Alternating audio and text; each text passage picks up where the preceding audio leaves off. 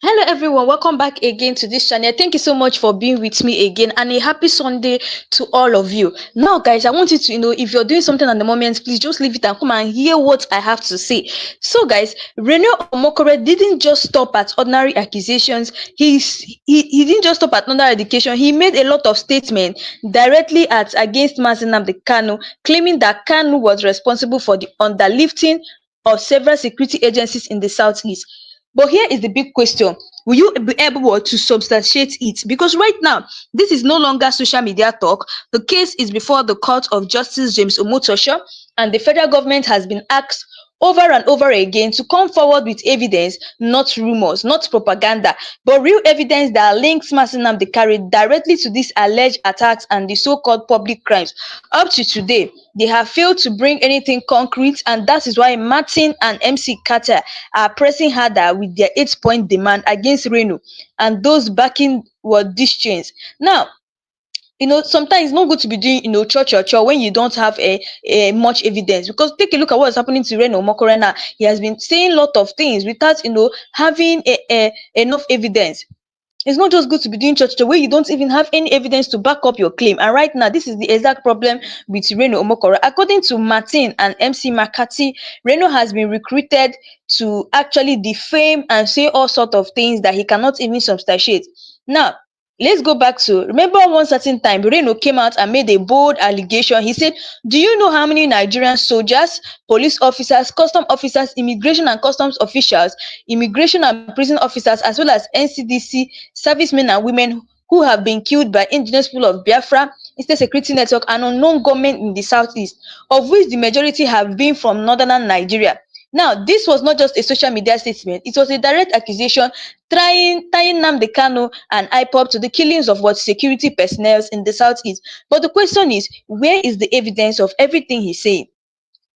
Where is the evidence? He said a lot of things that Mazi Nnamdi Kanu was this. He's the one that ordered the killings of policemen and soldiers. He went after saying that he was always the one that was calling, for the burning of Lagos. Now, all these things were allegations, and people are saying, if you are alleging such a thing, where is the evidence? If you allege, anyone who alleges must actually what prove. You must prove it. So, this case is heating up. If Reno Omokri cannot provide evidence, this might go down as one of the biggest embarrassments in his career. Do you think Reno was speaking the truth or just echoing a script handed to him? Now, let's really talk about this. Because that is what people, have been asking. Is Reno Omokri, actually playing a script? That's what many people have been asking. No, sometimes it's not good to be saying a lot of things without having enough evidence to back up your claim. And right now, this is the exact problem with Reno Omokri. And according to Martin, they say that Reno has been recruited to actually defame and say all sorts of things that he cannot even was substantiate. After he alleged that Martin and Kanu ordered the killing of policemen in the southeast, as well as calling for Lagos to to be burnt down. And they're asking, this man that's saying such a thing, why has he not come out, and alleged that okay, this is the video evidence of what I'm saying. But he doesn't even have any video evidence. That's why I always repeat myself. It is not good to be doing church when you don't have any evidence to back up your claim. And right now, Reno Omokri has walked straight into that trap. Martin and McCarthy have dragged him to court over his explosive allegations. There are 8 powerful demands filed against him before Justice James Omotosho.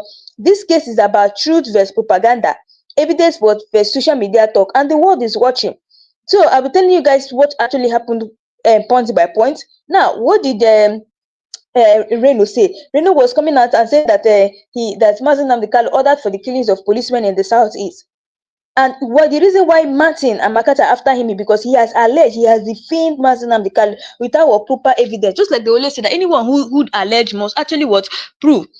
So Reno Omokri came out with one time with a bold allegation. He claimed that IPOB, Eastern Security Network, and unknown government were responsible for killing many Nigerian security officers in the southeast. He specifically mentioned Nigerian soldiers. He added the police to his list. He said customs officers were victims. He brought in immigration officers. He included prison officers. He even added NCDC servicemen and women. Now, Reno said the majority of these slain officers were from northern Nigeria. He did not present hard evidence.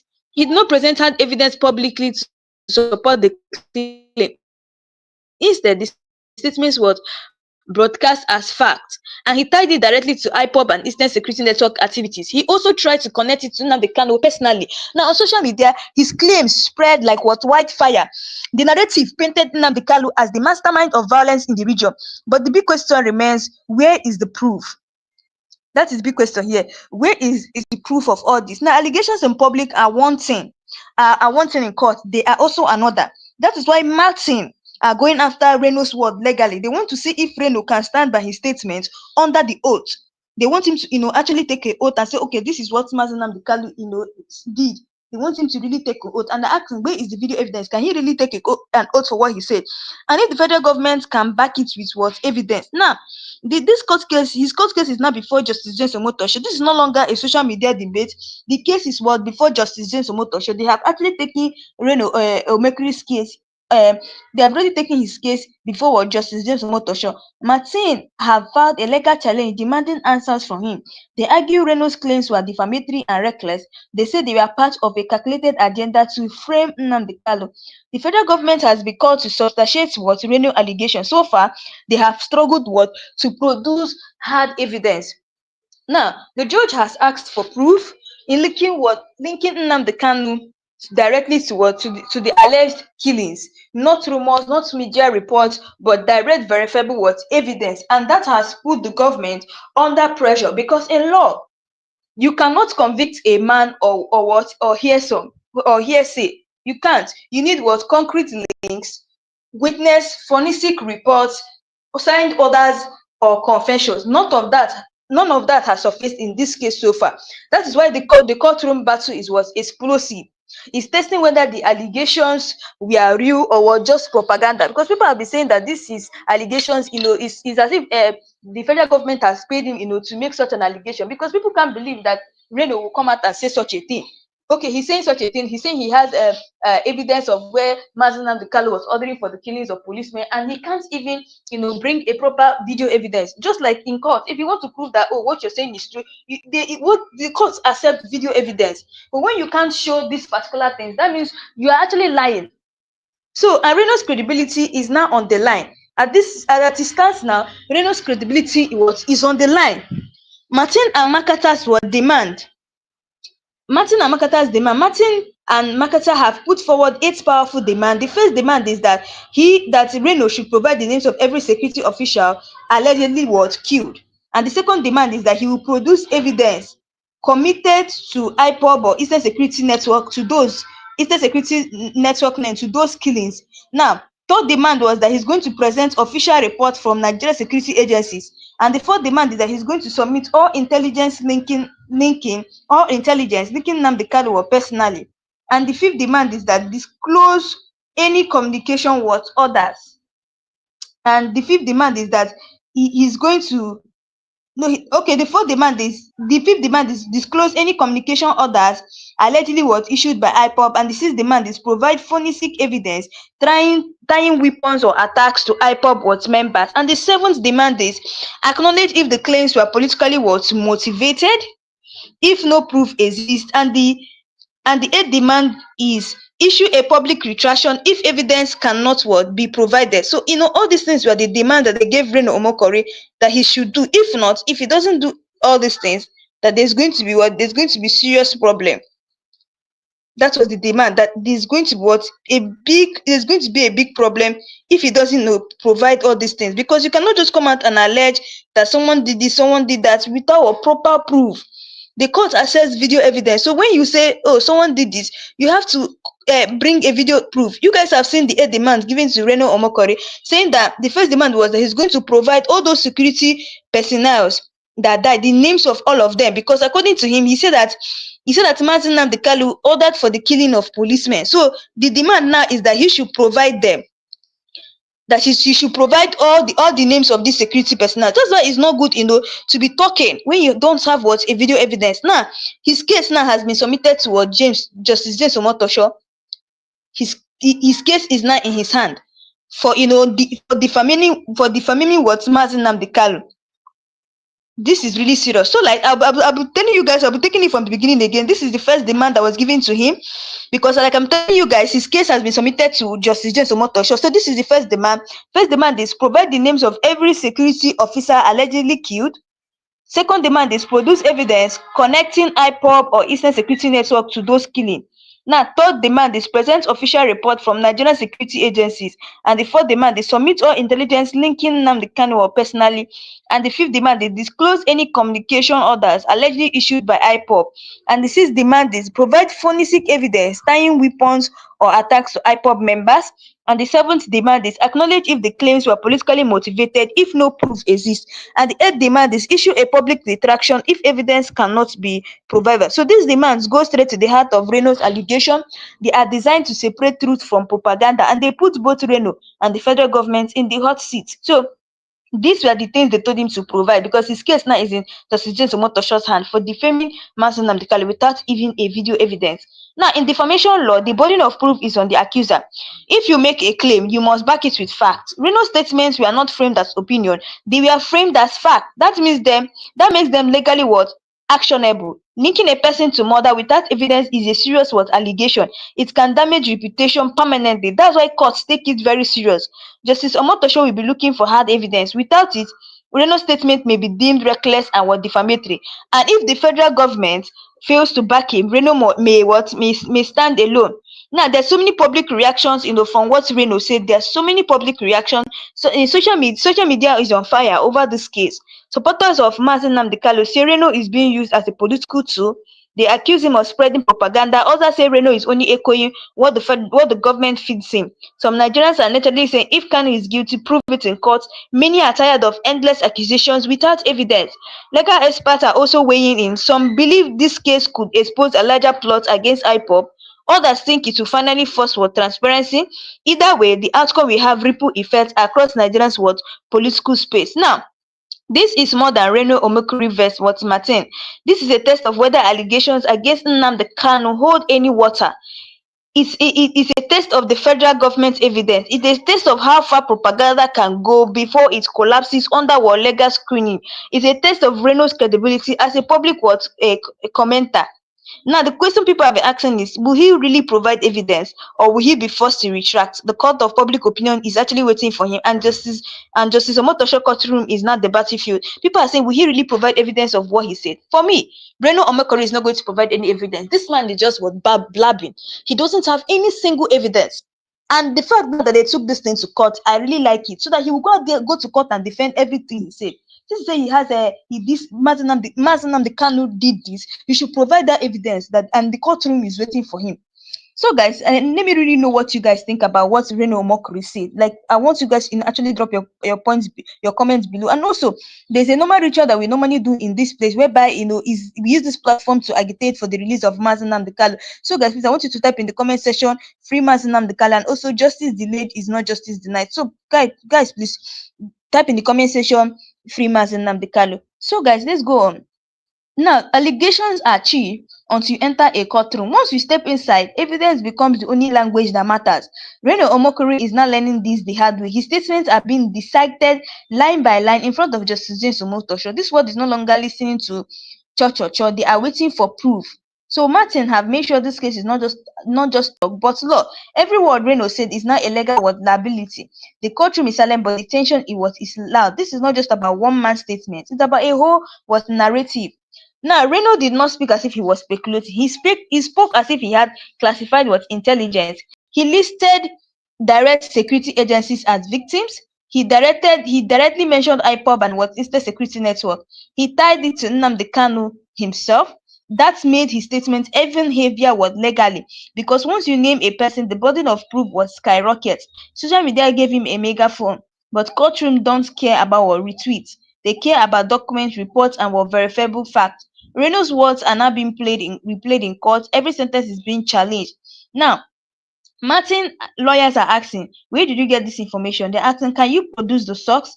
They're asking, was this based on government data or personal opinion? Because people have kept on asking that, how come that Reno Omokri has, if he say he has the video evidence, how come he has the video evidence and the Nigerian government don't have? Why will a normal citizen, have have that such an evidence and the Nigerian government, don't have? That's what many people have been asking. Now, when you accuse a person of murder or violence without evidence, the damage is huge. You have to provide enough proof. It's not just a personal insult, it's a criminal accusation.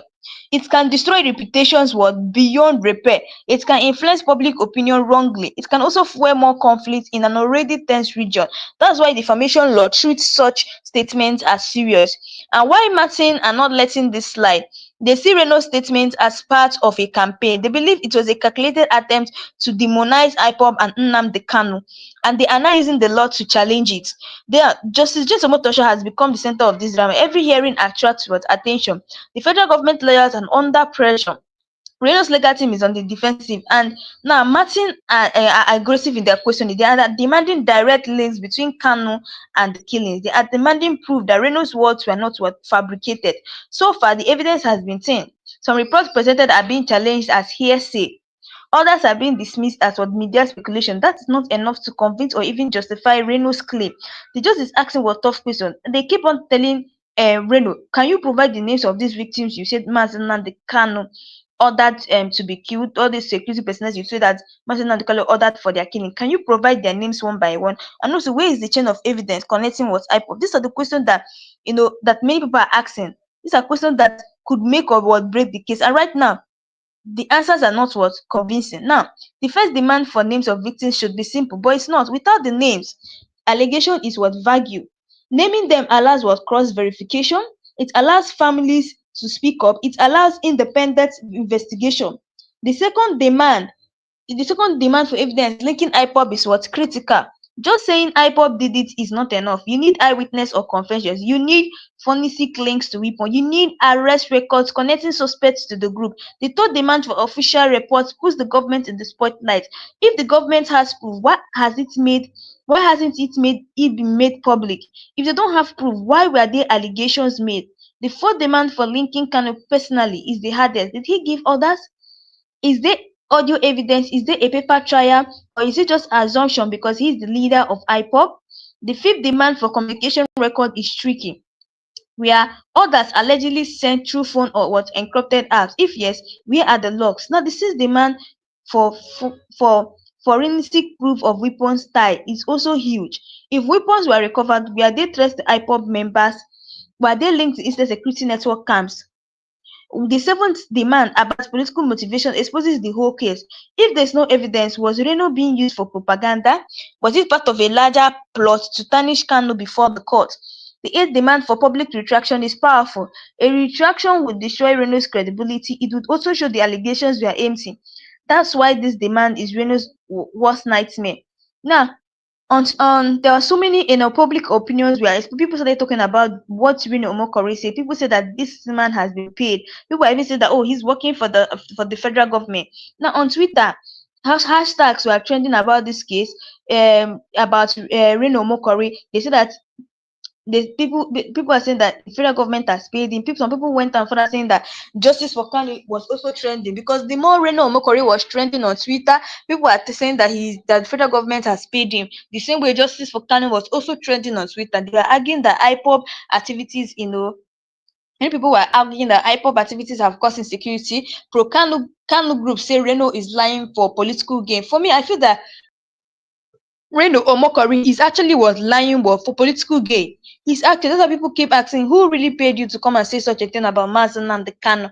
Natural Nigerians are tired of the propaganda, and many are calling for independent international observers. So I'm asking the ICC to monitor the case. Others are demanding live streaming of court sections. People want transparency at all costs. Human rights group are also weighing in.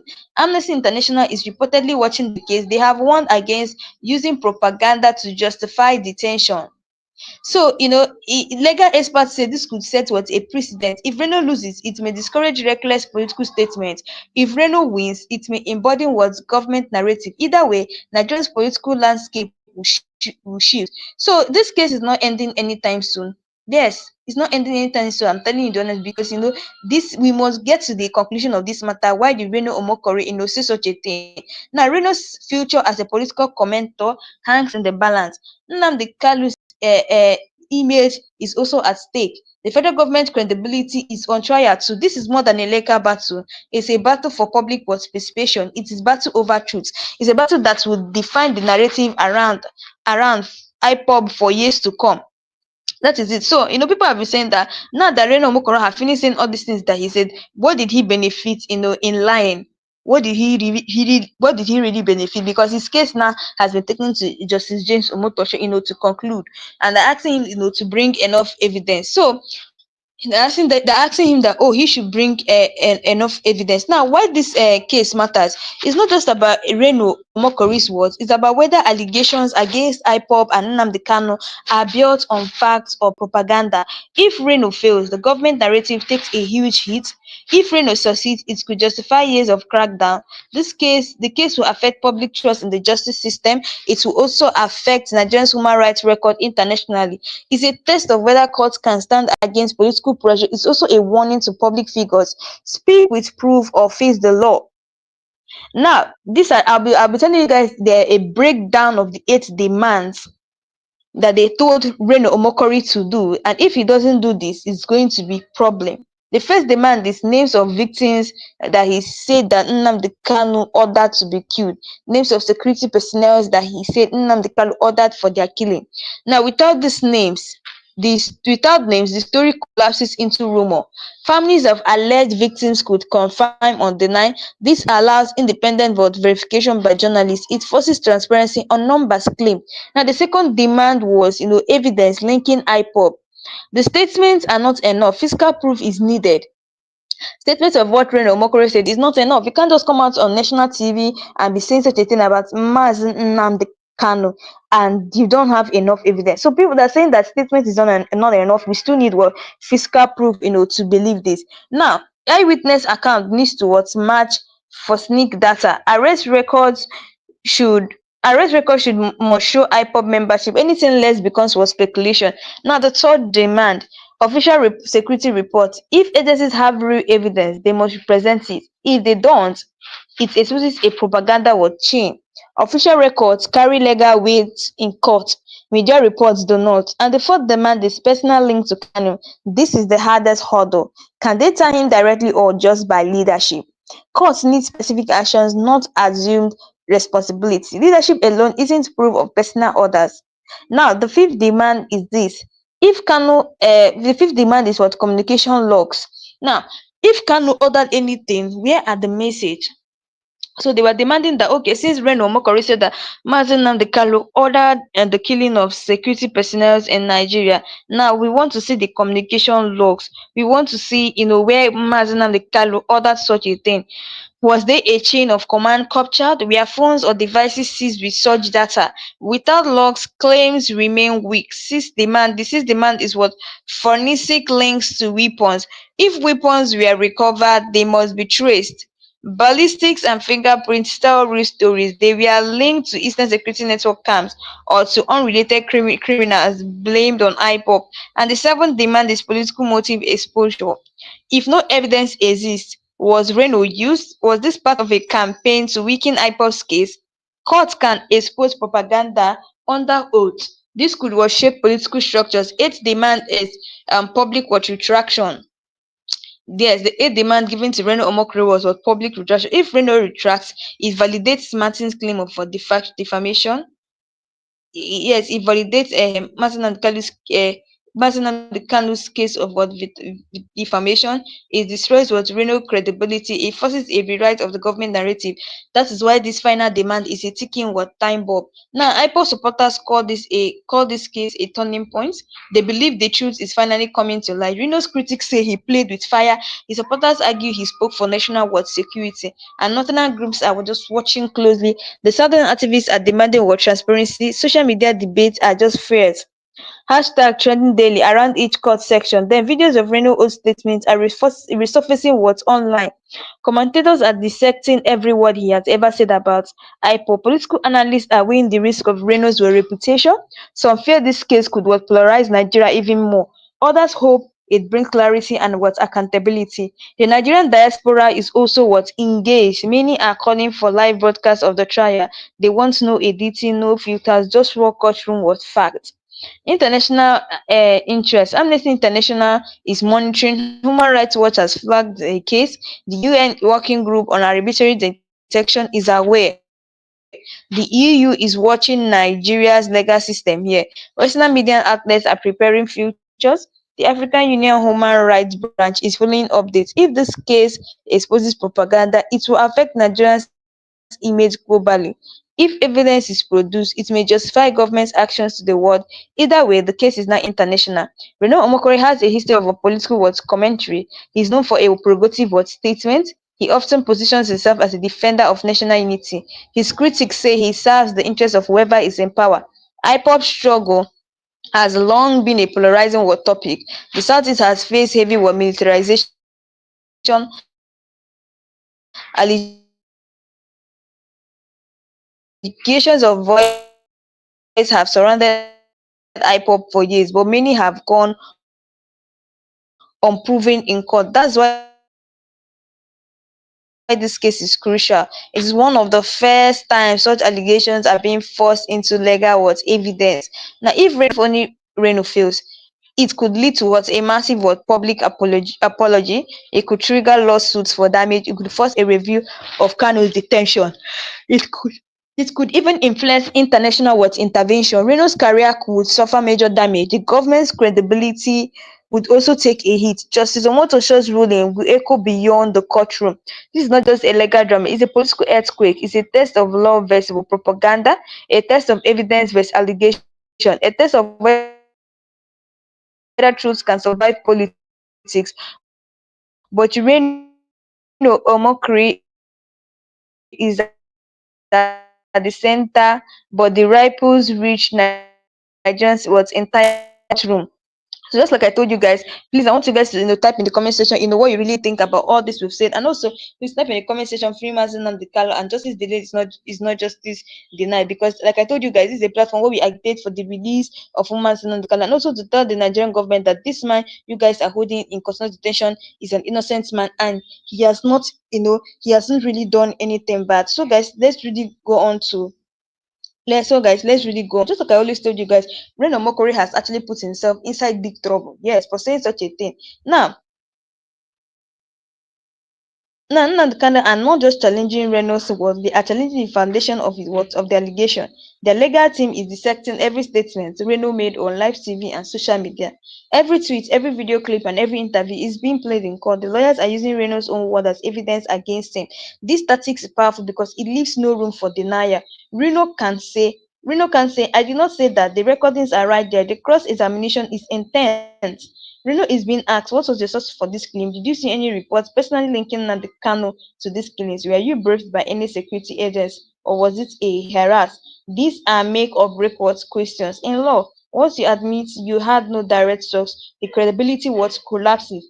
That's why Renault legal team is trying to find what a middle ground. They are trying to argue public interest as what a defense. But Martin but Martin and Kali are saying public interest does not cover lies. Justice Omotosho has already hinted that he wants hard fact and was not excuses. Now, the burden on the federal government. The case has unexpectedly put the federal government on trial. Since Renault's statement echoed government narrative, they are indirectly implicated. Martin are demanding government evidence too. They are asking, if you believe Nnamdi Kanu is guilty, where is your proof? Yet in this court, very little has been presented. Some documents submitted were old press release. The judgment dismissed those as not evidence. Some reports were unsigned intelligence brief. The court called him inadmissible hers. This puts the government in a tight spot. If they cannot back Reno, they risk exposing their case against Kanu as a weak. Now, and that would have what national and what international what consequences. Now, impact on Nnamdi Kanu's detention. Nnamdi Kanu's lawyers are watching this case closely. They believe the outcome could help secure his release. So they're saying that the people are saying that this outcome now, that this thing that is happening now can help, secure Nnamdi Kanu's release, especially when Reno does not have, enough evidence. Now, if Reno's claim collapses in court, it weakens the basis of Kanu's or continued detention. It also opens the door for a massive human rights lawsuit. The court could order compensation if defamation is proven. It could also expose extraordinary detention violation. That is why the IPOB legal team is quietly supporting um Martin and Kali demands. Every time the government fails to provide evidence, Kanu's case, gets stronger. Now, Amnesty International has sent observers to monitor proceedings. Human Rights Watch has demanded a transparent trial. The UN Special Rapporteur on arbitrary detention is following reports. The African Commission on Human and People's Rights has requested what updates. International law firms are preparing briefs in case the case escalates to what ECOWAS court. Western media outlets like BBC and Al Jazeera are preparing documents. The Nigerian government is aware the world is watching. This adds more pressure to present real evidence or risk a global scandal if the case collapses. Now, public sentiments and expanding even further. Nigerian youth are splitting on the case. Some believe Reno was speaking the truth. Others believe he was used as a pawn. In the southeast, emotions are high. People see this as a proof of a smear campaign. In the north, security concerns make people conscious. They want justice for slain officers, but also want facts. You see, there have been so many debates going everywhere. Now on Facebook, old Reno videos are being compared to his court testimony. Many are accusing him of changing his story to under the oath. Some Nigerian groups are urging the government to protect Reno, while pro-Biafran activists are calling for him to be jailed for defamation. Neutral Nigerians are saying enough politics, show us the truth. The case has become a national conversation. Even people who don't follow politics are now aware of Justice Omotosho's court. Social media influencers are creating skits, milking the lack of evidence.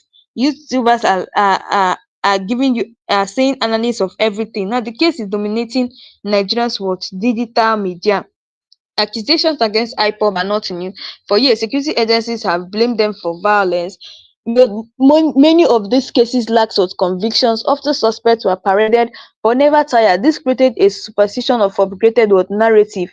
Reno's statement fits into the historical pattern. That's why Martin are challenging it. They want to break the cycle of unproven allegations.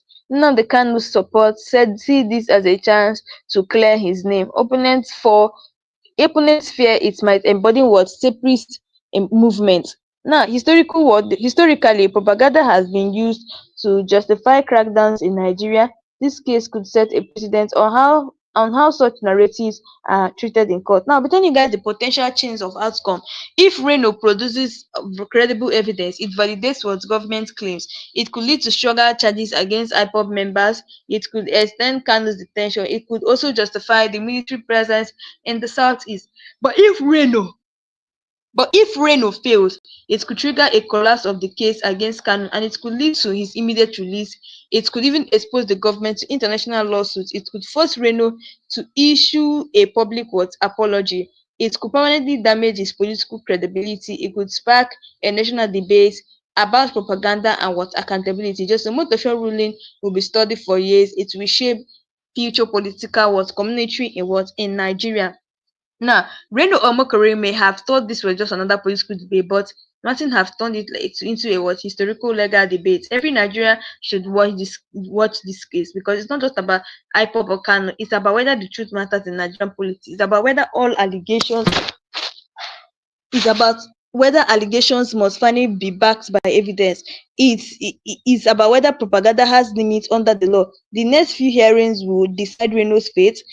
They might also decide Nnamdi Kanu, and they will definitely decide how history, remember this moment. Just like I always tell you guys, there's this particular video I want you guys to watch concerning what Martin Nnamdi Kanu said about Martin Nnamdi Kanu's lawyer said about Reno Omokri, and I'll be right back. So guys, please watch this video and please drop your comment below. I will tell you the reason why Martin Nnamdi Kanu is now fighting back at Reno Omokri. Guys, when the president calm down, the reason Nnamdi Kanu have a discussion with him. You have been having a discussion with bandits and the so-called repentant Boko Haram. Tell me the offense of Nnamdi Kanu, because he's agitating for self-determination, which is his own constitutional fundamental rights granted to him by the Constitution and the law. Well, the government's anger is not because of the agitation, because they know that everyone has a right to agitate. But they said the way he was going about it, like and then people were being incited. Well, that's even not what I'm what of the one the wife of the president incited people during the election? The wife of the president, he incited people that Igbo should go.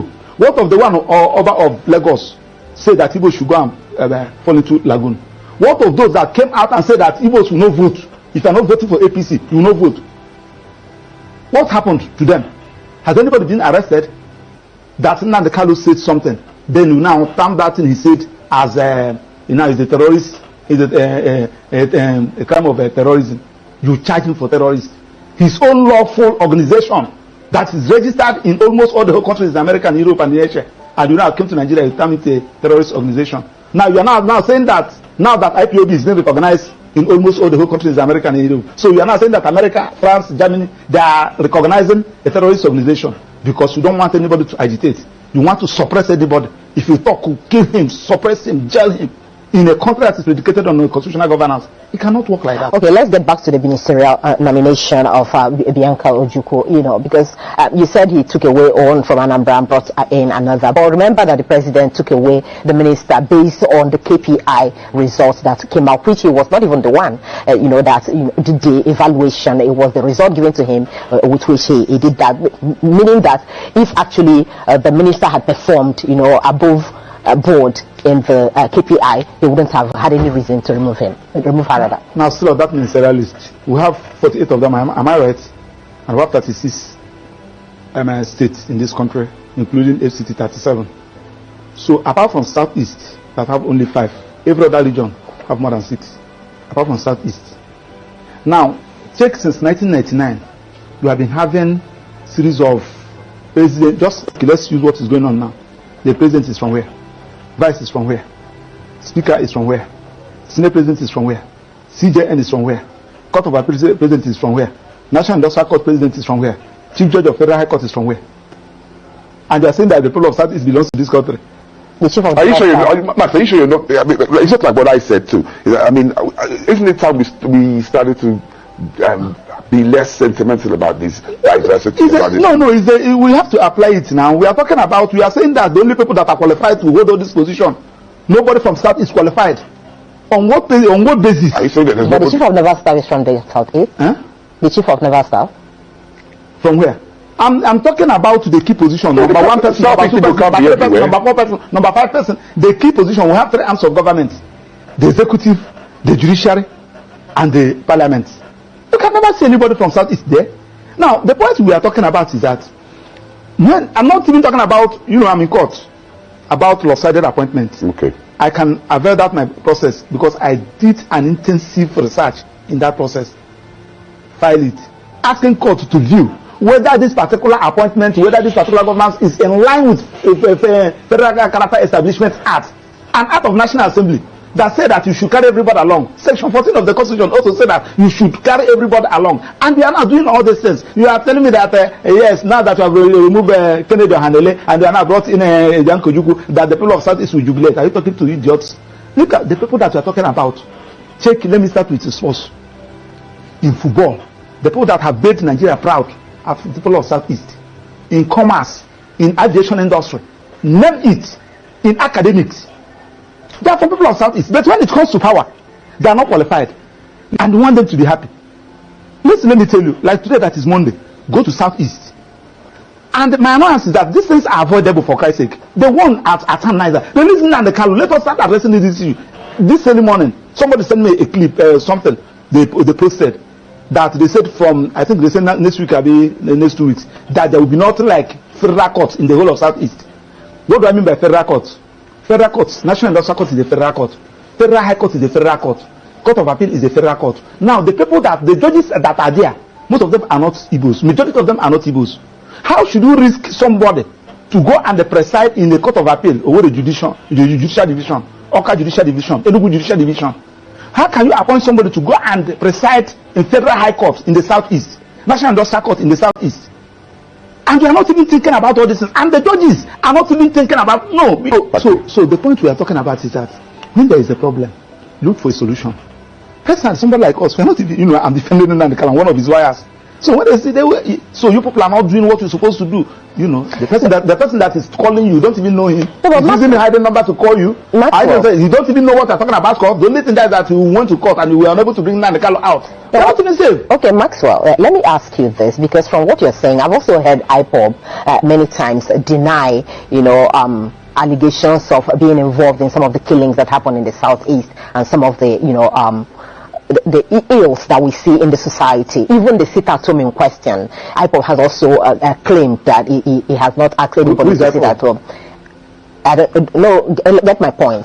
So the point I'm making is that from what you're saying, it would look as if what you're actually trying to say is that it's because Nnamdi is being held. Yes. That is why, you know, the ills in the society in the southeast has escalated. Does it have anything to do with him? That is what you're saying. Do you know why? Nnamdi Kanu, IPOB is his initiative. He established it, he organized it. Now, when you now kidnapped him or adopted him, and unlawfully, because the Supreme Court have said that he was unlawfully brought into this country, and you kept him incommunicado, everybody on his own. This one we kill, you said at IPOB. This one we maim, you said at IPOB. Everybody on his own. That's why I asked you the question, who is IPOB? The IPOB you know is Nnamdi Kanu. So Nnamdi Kanu, if Nnamdi Kanu is out, he will know who is who. Simon Ekpa will talk his own, Emma Powerful will talk his own, this one will talk his own, this one. Who is IPOB? That you are even talking. Simon Ekpa is in Finland. Emma Powerful, I don't know where he's operating from. Another person is operating from somewhere. Issuing threats. Just like the one somebody told me. I don't even know where that one is coming from. So the easiest way to do is the one that you know. Nnamdi Kanu. Then tell Attorney General, as he discontinue the charges against the president of Mieti Ala Kato, discontinue that of Showore, they are all terrorism. Tell them to discontinue this of that of Nnamdi Kanu, and allow Nnamdi Kanu to agitate. It is his right.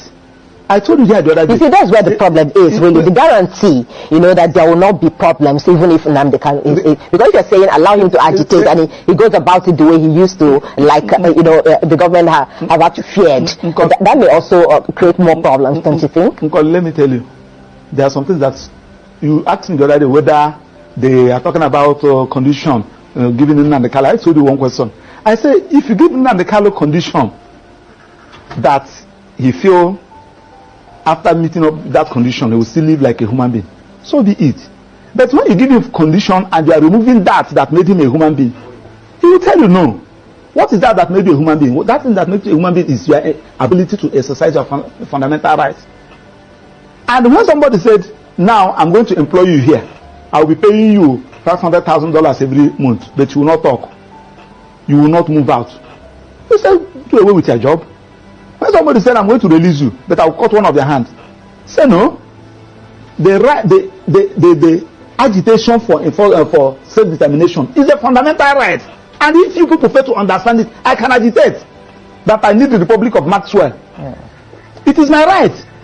Anybody can agitate. I don't even need crowd to follow me. It is when you now feel that you have gotten the necessary need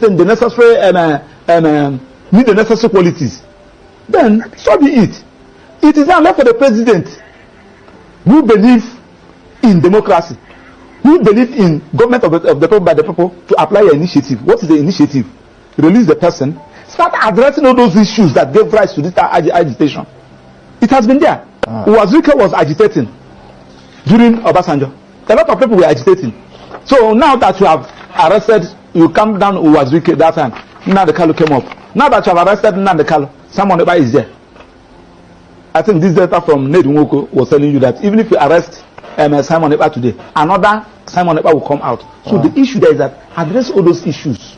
So for you, it's not about ministerial appointment. No. That one. Okay, that is a complete distraction. That one should even come in. Okay. After coming in now, let Bianca come and address the Igbos in Enugu. All right.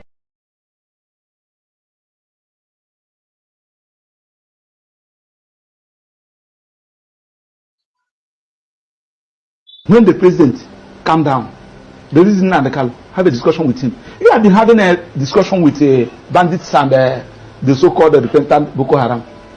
Tell me the offense of Nnamdi Kanu, because he's agitating for self-determination, which is his own constitutional fundamental rights granted to him by the constitution and the law. Well, the government's anger is not because of the agitation, because they know that everyone has a right to agitate. But they said the way he was going about it, and then people were being incited. Well, that's even not what I'm What of the one the wife of the president incited people during the election? The wife of the president, he incited people that Igbo should go. What of the one Oba of Lagos said that Igbo should go and fall into lagoon? What of those that came out and said that Igbos will not vote? If you are not voting for APC, you will not vote. What happened to them? Has anybody been arrested? That Nnamdi Kanu said something. Then you now term that thing he said as is a terrorist, is a crime of terrorism. You charge him for terrorism. His own lawful organization that is registered in almost all the whole countries in America and Europe and Asia, and you now came to Nigeria, you term it a terrorist organization. Now you are now saying that now that IPOB is being recognized in almost all the whole countries in America and Europe. So you are now saying that America, France, Germany, they are recognizing a terrorist organization because you don't want anybody to agitate. You want to suppress anybody. If you talk, kill him, suppress him, jail him. In a country that is predicated on constitutional governance, it cannot work like that. Okay, let's get back to the ministerial nomination of Bianca Ojukwu, because you said he took away one from Anambra and brought in another. But remember that the president took away the minister based on the KPI results that came out, which he was not even the one, that did the evaluation. It was the result given to him with which he did that, meaning that if actually the minister had performed, above board in the KPI, they wouldn't have had any reason to remove her rather. Now, still on that ministerial list, we have 48 of them, am I right?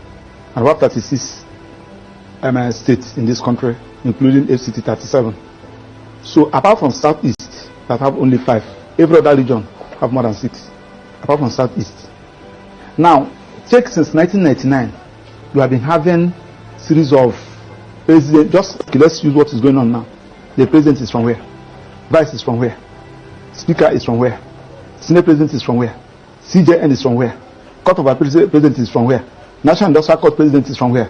Chief Judge of Federal High Court is from where? And they are saying that the people of Southeast belongs to this country. Are you sure Max, are you sure you're not? It's just like what I said too. Isn't it time we started to be less sentimental about this diversity? We have to apply it now. We are saying that the only people that are qualified to hold on this position, nobody from South is qualified. On what basis? Are you saying that but the chief of Naval Staff is from the Southeast? Huh? The chief of Naval Staff? From where? I'm talking about the key position. Number 1 person, number 2 person, number 3 person, number 4 person, number 5 person. The key position, we have 3 arms of government: the executive, the judiciary, and the parliament. You can never see anybody from Southeast there. Now, the point we are talking about is that when I'm not even talking about, I'm in court about lopsided appointments. Okay. I can avail that my process because I did an intensive research in that process.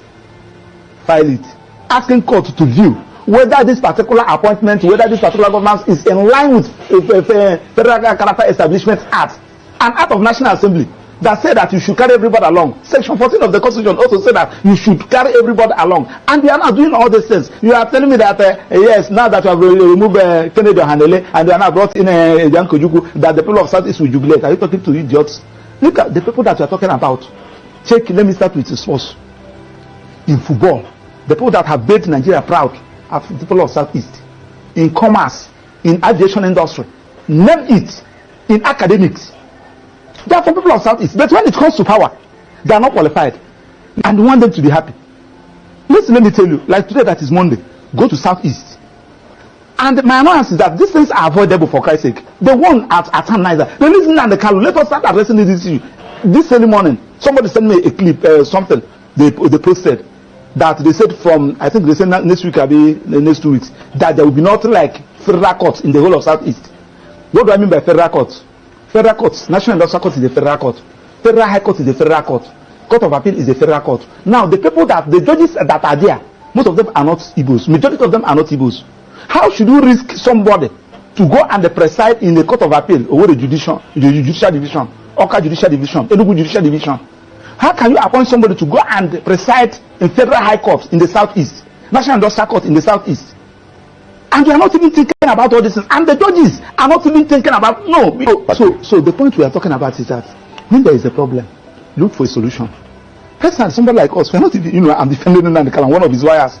So when they say so you people are not doing what you're supposed to do, you know, the person that is calling you, don't even know him. He's using the hidden number to call you. You don't even know what they're talking about. The only thing that you want to court and you were unable to bring Nnamdi Kanu out. They're not even safe. Okay, Maxwell, let me ask you this, because from what you're saying, I've also heard IPOB many times deny, you know, allegations of being involved in some of the killings that happen in the southeast and some of the, you know, the ills that we see in the society. Even the sit-at-home in question, IPOB has also claimed that he has not asked anybody to sit at home.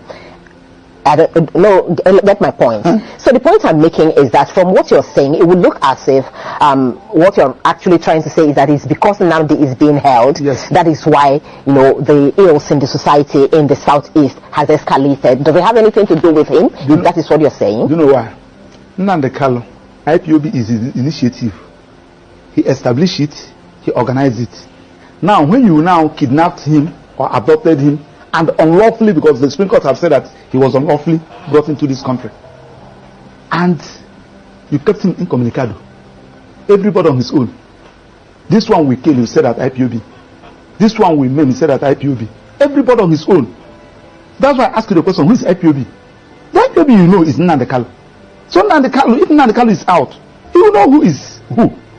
Simon Ekpa will talk his own, Emma Powerful will talk his own, this one will talk his own, this one. Who is IPOB? That you are even talking. Simon Ekpa is in Finland. Emma Powerful, I don't know where he's operating from. Another person is operating from somewhere. Issuing threats, just like the one somebody told me. I don't even know where that one is coming from.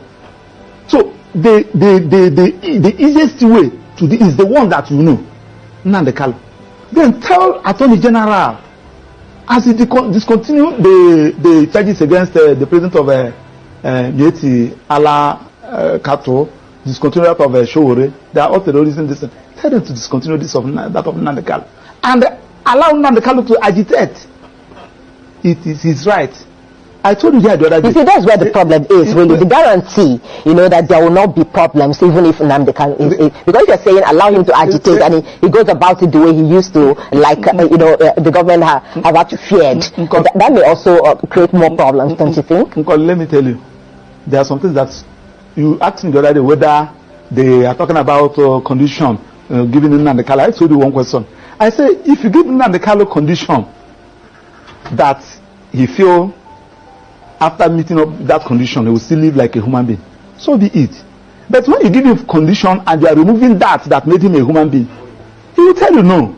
What is that made you a human being? That thing that makes you a human being is your ability to exercise your fundamental rights.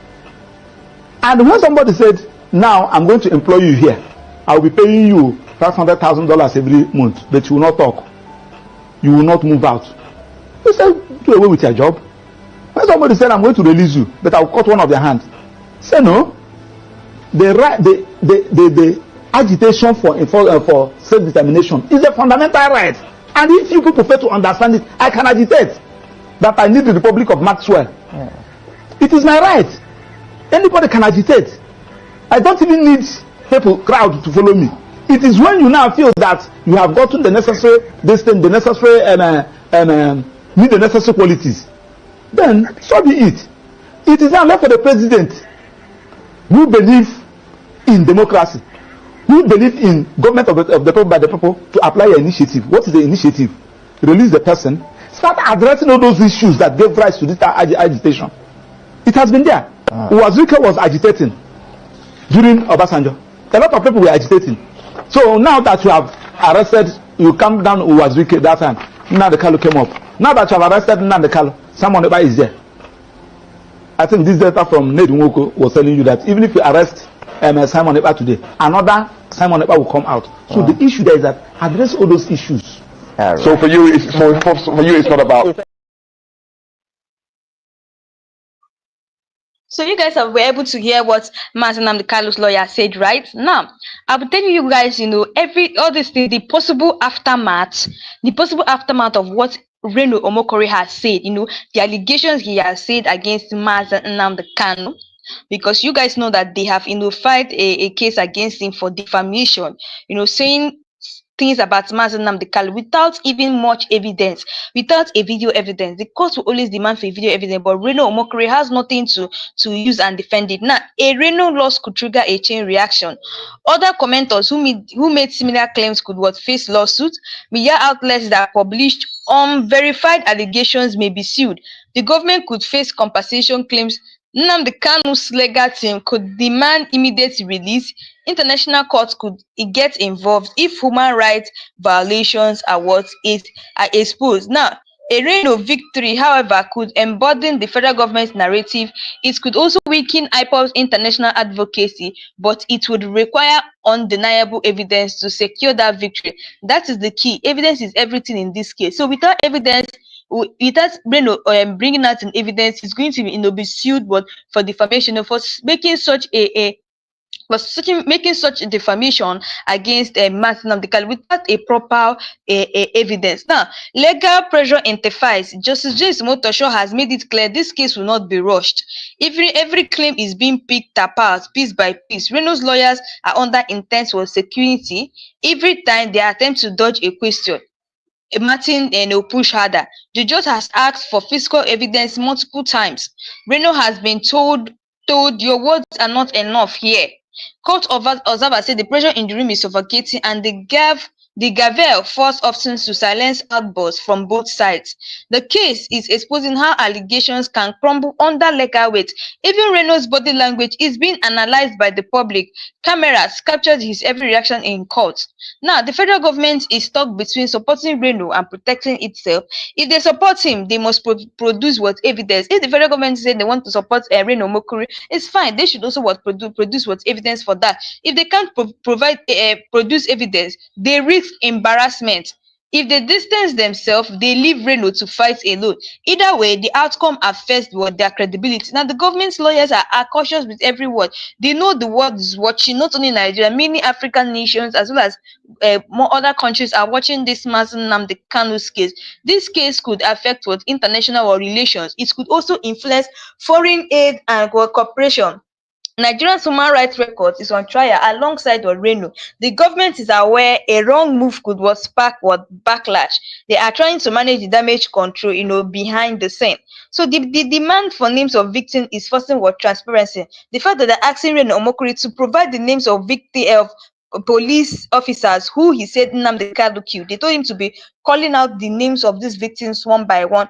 And without names, numbers mean nothing in court. So even if you come out and say that, Mazi Nnamdi Kanu ordered for the killings of security personnel, without providing the names of those security personnel who were killed, that means, is as if he does not have enough proof. Now, families can confirm or deny deaths attributed to IPOB. This alone dismantles false narrative. The demand for forensic evidence is a game changer. In modern law, science speaks louder than the politics. Ballistics, fingerprint, and DNA cannot lie. If these links don't exist, Reno claims weaken further. The demand for communication logs could expose fabricated intelligence. If no log exists, the chain of command theory collapses. The demand for official reports puts security agencies on the spot. Agencies are now scrambling to compile records, but courts don't accept documents created after the fact. They want contemporaneous reports, not manufactured evidence. The demand for a public retraction is hanging over Reno like a sword. Is that he makes a public apology to Mazi Nnamdi Kanu or face the dance of what he said. It will not just be a loss, it will be a humiliation. For a public figure, a first apology can end a career. That's why Reno is fighting hard to avoid that outcome. Now, everywhere has been trending. Hashtags like Free Mazi Nnamdi Kanu has been trending all over in the internet, as well as they said Reno, even people have been saying that Reno Omokri is nothing but is working for the federal government. Because tell me how a man can come out and say such a word. Now, foreign journalists are now attending the hearing. International legal observers are filing daily reports.